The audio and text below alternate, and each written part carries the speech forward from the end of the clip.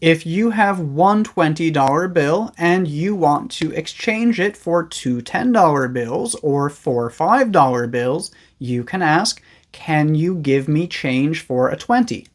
Or if you'd like to use more informal language, you can also ask, "Can you break a 20?" And if you want to make sure that they give you all $5 bills, you can ask, "Can I get that in fives, please?"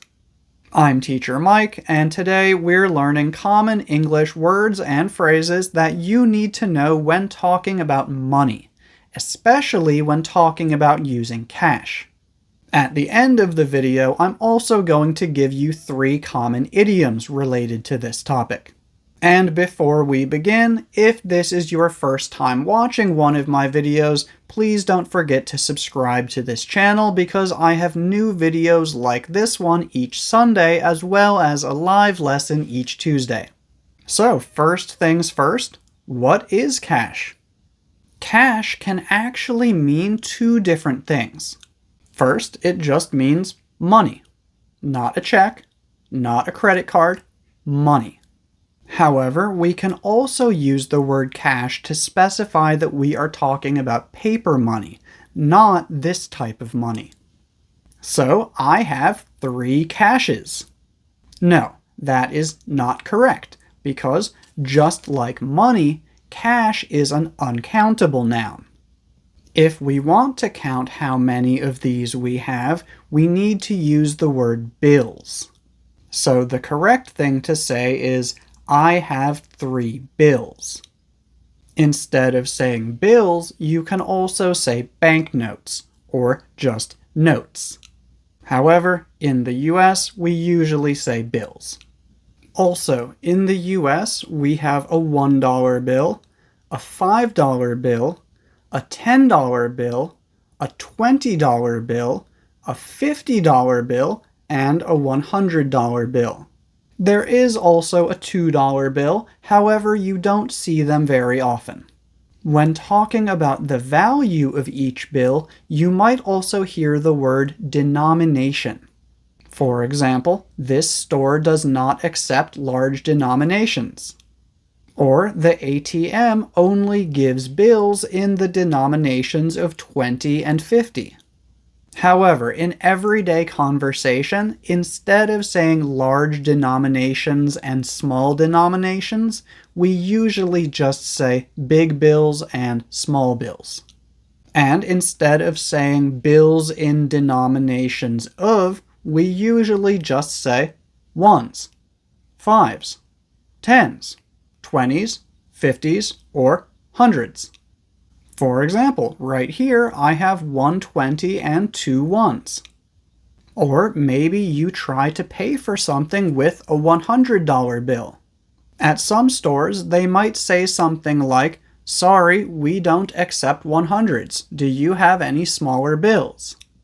We also have this type of money, which is called change, or coins. Just like cash and bills, change and coins describe the same thing, but change is an uncountable noun while coin is a countable noun. The main coins that we have in the US are the penny, which is a 1-cent coin, the nickel, which is a 5-cent coin, the dime, which is a 10-cent coin, and the quarter, which is a 25-cent coin. We also have a $50 coin and a $1 coin, but just like the $2 bill, you don't see these very often. Sometimes you might also hear the term spare change. Spare change is basically just change that you don't need. For example, I think there's some spare change somewhere in my car. Or a man outside the train station asked me if I could give him some spare change. But change can also refer to the money that someone gives back to you after you pay for something, even if that money is cash. For example, if you buy something that costs $8 and you pay with a 10, your change will be $2. Or if you buy something that costs $19.50 and you pay with a 20, your change will be 50 cents. And if you buy that thing that costs $8 and you pay with a 10, but they only give you $1 back when your change should be $2, you can say, I think you gave me the wrong change. If you need to, you can also say something a bit more specific. For example, my change should be $2. You only gave me $1. And if someone is about to give you your change, but you want them to keep it as a tip, you can say, you can keep the change. Or just keep the change. There's also exact change. If you see a sign that says exact change only, this means that you need to give them the exact amount that the thing costs so that they do not need to give you any change. For example, if something costs $7.50, you're usually able to pay with a $10 bill. But if there's a sign that says exact change only, that means that you need to pay exactly $7.50. So in that situation, you cannot pay with a $10 bill. You would probably pay with one $5 bill, two $1 bills, and two quarters. Or maybe you can pay with a $10 bill, but they just won't give you your $2.50 back. And like I said in the beginning, if you have one $20 bill and you want to exchange it for four $5 bills or two $10 bills, you can ask, can you give me change for a 20? You can also ask, can you make change for a 20? Or if you'd like to use more informal language, you can ask, can you break a 20? And if you want to specify the denominations of the bills that they give you, you can ask something like, could I get that in 5s, please? Or, could I please get that in 2 5s and a 10? Now, here are some idioms related to cash and change. First, we've got cash-strapped, or strapped for cash. This basically means that you have very little money. However, we usually use it when talking about temporary situations.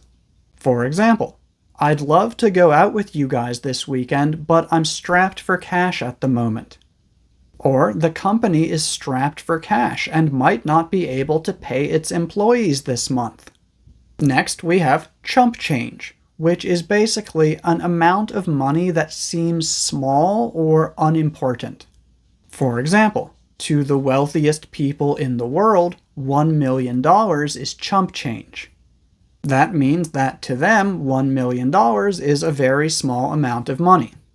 Or, although he makes a lot of money, his salary is chump change compared to his brother's. That means that when we compare his salary to his brother's salary now seems quite small. And third, we have to make a quick buck. Buck is slang for dollar.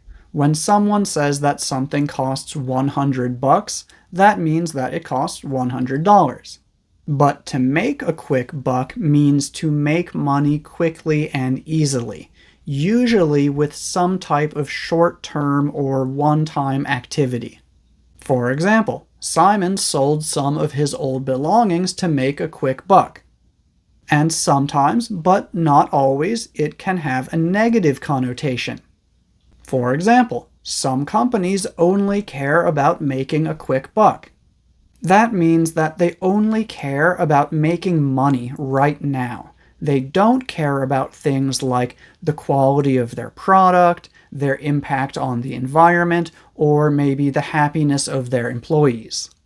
And finally, if you are someone who wants to improve your English speaking, but don't have anyone to practice speaking with, please don't forget that I have an ebook which teaches you 8 ways that you can practice speaking without a partner.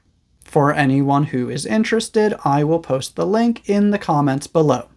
That's all for today. Thank you for watching.